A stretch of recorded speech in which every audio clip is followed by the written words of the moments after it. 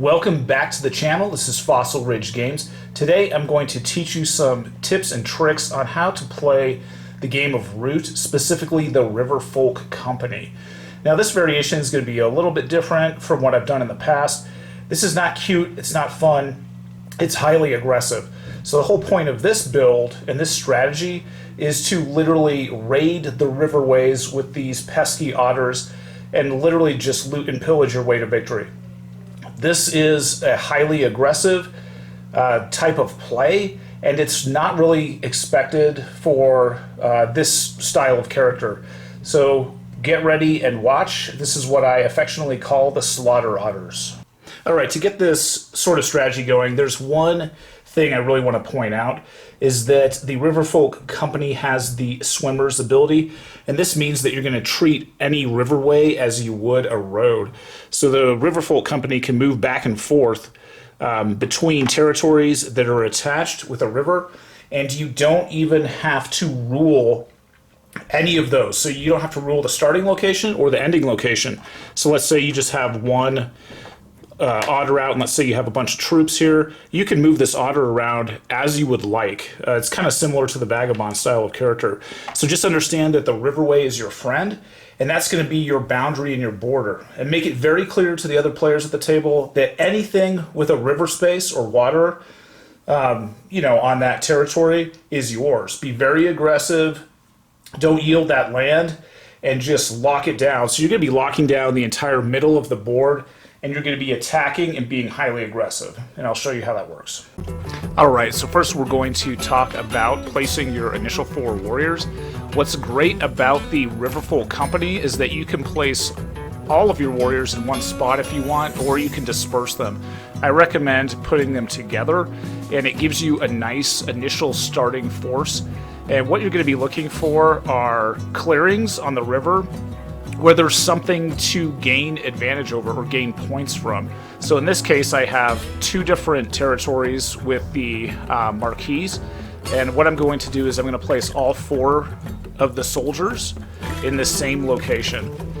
And next what I'm going to do is I'm going to set my initial service levels. First of all, my hands cards, it's going to cost 2 warriors, riverboats are going to be 2, and then I'm going to move the mercenaries up to 3. I want to be in control of my warriors and troops during this game, so I'm going to put these artificially a little bit high. If somebody wants to pay this much for it, that's great, and I can definitely use those resources, but I kind of want to prevent just the average person from taking over my troops. Here is a pretty quick and effective opening strike that you can perform specifically against some of the characters that have corner bases. So as we placed all 4 of our warriors in sort of the middle space, it puts us within striking distance of the heart of the Marquis character. So here we have the keep, we have a workshop, and only 1 defender. So what we can do is start using some of our resources. We're going to select, and we're going to move all of our warriors, and we're going to move all of them down. And what's great is now we're within striking distance to wipe out the heart of the Marquis player, and we can initiate a battle. And we're going to spend funds to initiate the battle.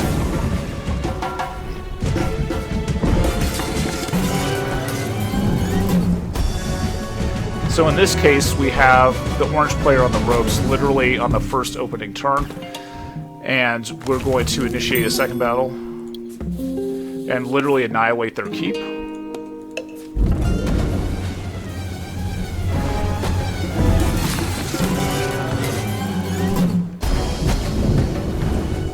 So as you can see, by placing all 4 of your Otter Warrior tokens within striking distance of the Marquis player, you can literally cripple them on the first turn.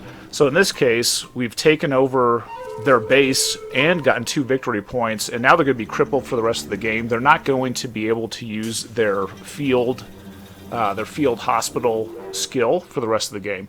So this is a fantastic way to open up aggressively and get the game moving in your direction. All right, here's another example of that opening first strike.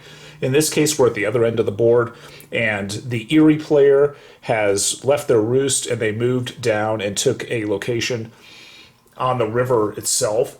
Now, what you can do as sort of an opening first strike as well is that you can move your forces into the corner up on top, and that's going to leave the Eyrie player open for an assault against their roost.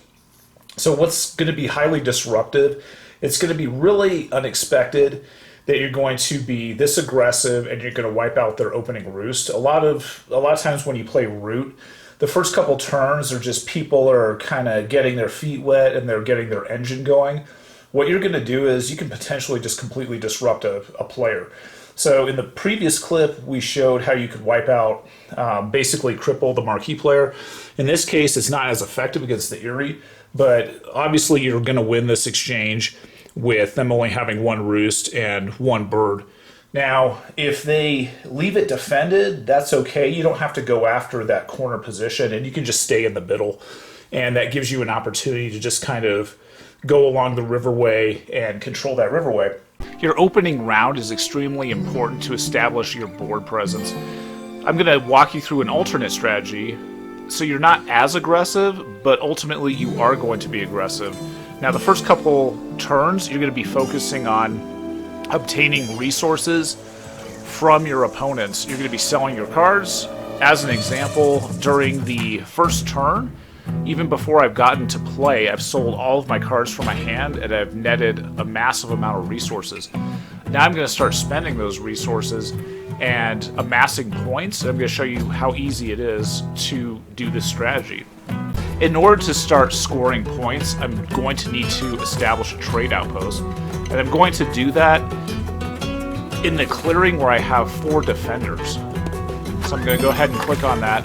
It's going to net you 2 points, and it's going to give you a warrior.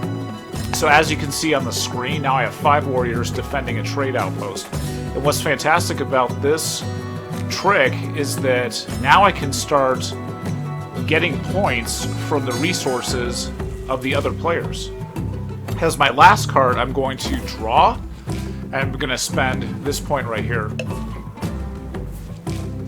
And then I'm going to go ahead and continue on.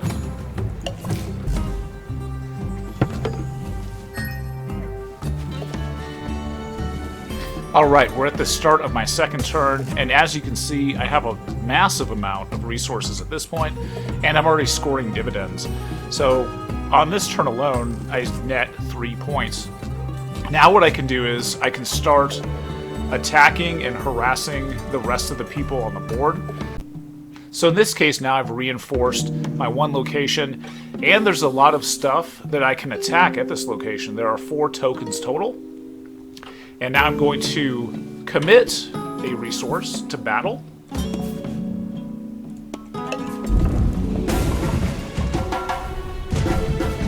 Now Orange is going to be completely defenseless, which means I'm going to score an extra hit. Then I'm going to start collecting their tokens and scoring a lot of victory points. I'm going to commit another fund to battle. And for this turn alone, I'm going to net 4 points by wiping out enemy tokens.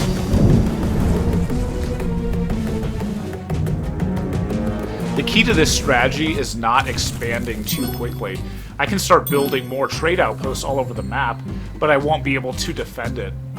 If I lose a trade outpost, I'm going to lose half of my funds, so I want to be very careful not to overextend and move too fast. And if I lose my funds, I won't be able to score those dividends. This is the start of my third turn, and I'm going to score dividends of plus 4 points. Literally at the start of my third turn, I'm sitting at 13 points, which is a great place to be. One thing I want you to notice is that last turn, I did not buy any cards. I'm completely depleted. I have 0 cards in my hand. And the reasoning behind that is that I wanted to start building up otter forces on my board, as opposed to selling additional cards to the other players. At this point, I'm ready to transition into a monster and just start attacking all over the board. So one of the things that I can do, I'm going to start recruiting, and when I recruit, I am never going to spend the enemy funds, I'm going to keep them for the rest of the game, lock them up, and make sure that the enemy can't use them, and I'm going to just keep scoring dividends off them. So now what I'm going to be looking for is a river location with points that I can score. So on the right-hand side of the board, I see a target. It is a lizard cult clearing. So I'm going to start building my troops in that location. And remember, since it's a river location, I can build them anytime I feel like it.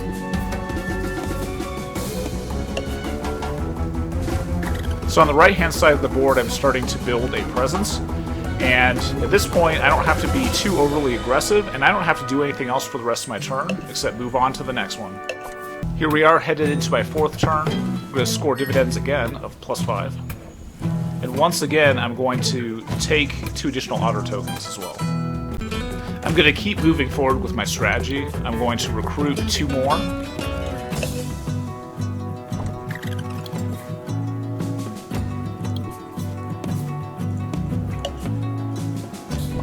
And then at this clearing on the right, I'm now going to commit a fund to battle.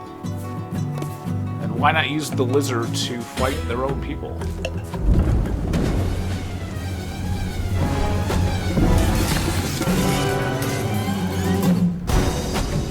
So it's an ineffective battle. I have enough funds, I'm going to do it again. Now remember too, when I'm committing the funds, I'm not losing them, so I can keep using them over and over again. So in this case, I was able to wipe out the lizard cult, and I get 1 point.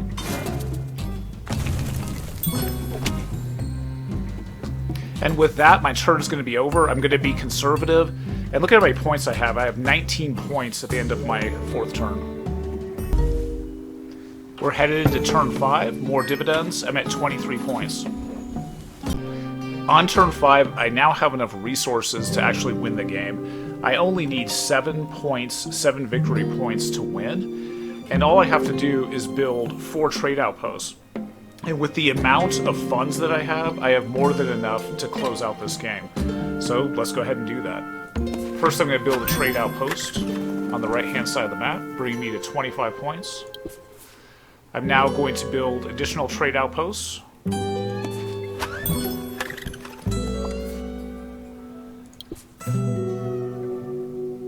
I'm going to build 1 more. And then finally, for the win, I can pick any of these locations.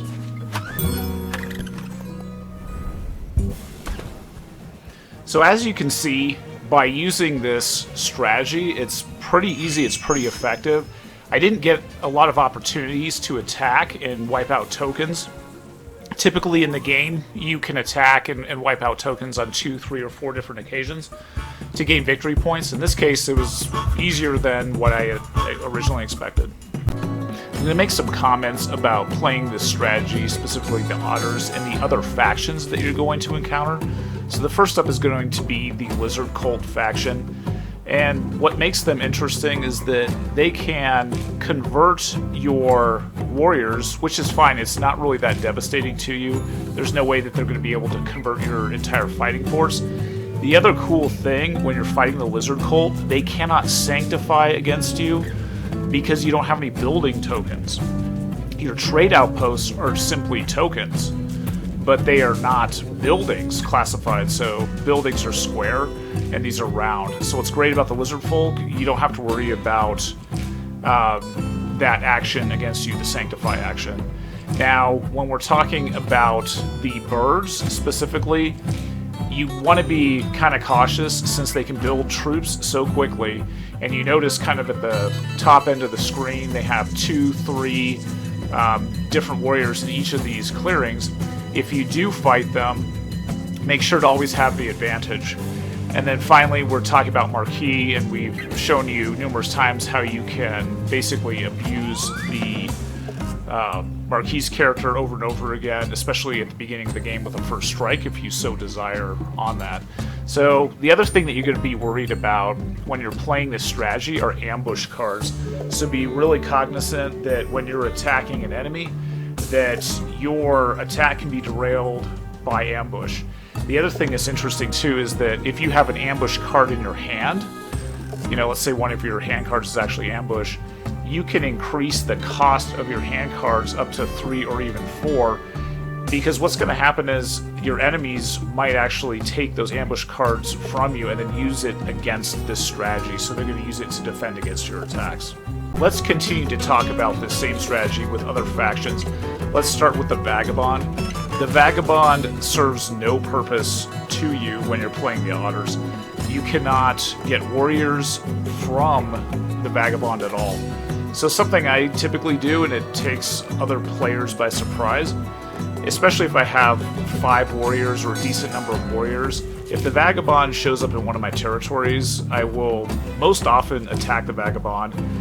You're going to inflict some damage, you're going to tear up their equipment a bit, and you're going to kind of teach them a lesson to just stay away. Now, the Vagabond character, in my opinion, is pretty easy to play, and it's easy for that player to amass a lot of victory points really quick. So anytime the Vagabond shows up, just punch him in the nose. Next up is the Woodland Alliance, and if you can get them to even buy 1 card for 2 warriors, that's going to be devastating over the course of the game. They don't really have very many warriors, and if they're not smart enough to stay away from your card selling, definitely never give those cards back. You get a massive advantage over them because they can't build a lot of warriors to begin with. The second thing with the Woodland Alliance, always wipe out their sympathy tokens. If it ever shows up in any of your territories, always attack it, immediately wipe it out. And, it might cost you one of the cards from your hand, but that doesn't matter. You cannot have them revolt in your sort of power base. It's going to wipe out all your troops, and it's going to wipe out your trade outposts. So don't let them gain a handhold. Anytime they build a sympathy token in one of your territories, immediately wipe it out. Here's some strategy tips when you're fighting the Corvid Conspiracy. Be extremely cautious when they're putting plot tokens into your clearings, specifically your power base. So in this case, I have 5 Otter Warriors and I have our trade outpost, but the Corvids have dropped this token into it. Be sure that you attack and wipe these out as soon as possible. And the worst thing that could happen is that they flip a bomb token in your power base. It's going to annihilate all of your troops. Everything's going to get wiped out, and you're going to lose half your funds because you lost one of your trade outposts. So be extremely careful of that. Now, the Corvids can be kind of dangerous. When they do this, they can have multiple troops, multiple warriors in your area as well. Now, when you attack them and they are defending, if they have a plot token there, they are immediately going to inflict an extra hit, provided they have a warrior in that location. So they're going to be extremely dangerous, and you're going to have to be extremely cautious when you're fighting with the Corvids. Something else with them that, they have actually a decent number of warriors as well.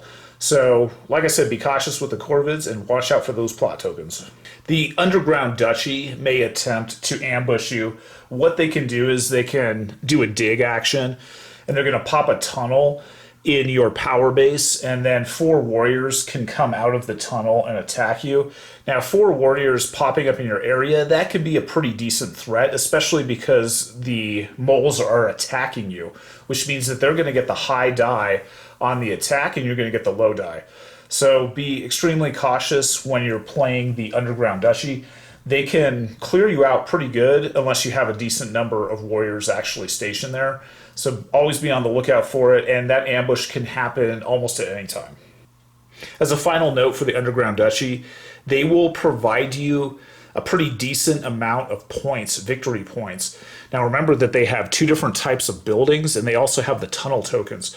All 3 of these give you 1 victory point if you take them out.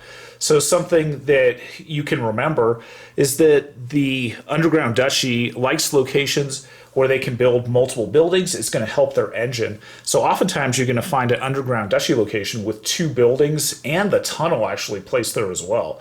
So that makes a tasty target. And remember that the otters are swimmers, and remember that you are going to be controlling the core of this board. So for just committing 1 fund, you could move all of your troops from an adjacent location. You could then initiate an attack, slowly whittle down troops in this area, eventually maybe wipe out everything. And that's going to net you, 3 victory points in that location alone. And that's going to help dismantle the Underground Duchy's engine, and it gives you points in the process. So always be on the lookout for those locations, especially toward the center of the board where there's multiple build sites and you can take out numerous tokens. Hopefully you've seen throughout this video that the Riverfolk Company can be an aggressive, sort of river raiding, nasty, marauding group of otters. They can move up and down the waterways quickly. They own those waterways. They can deploy their troops quickly to the waterways. With just 1 or 2 trade outposts in the center of the board, you can just literally rain havoc and control this game.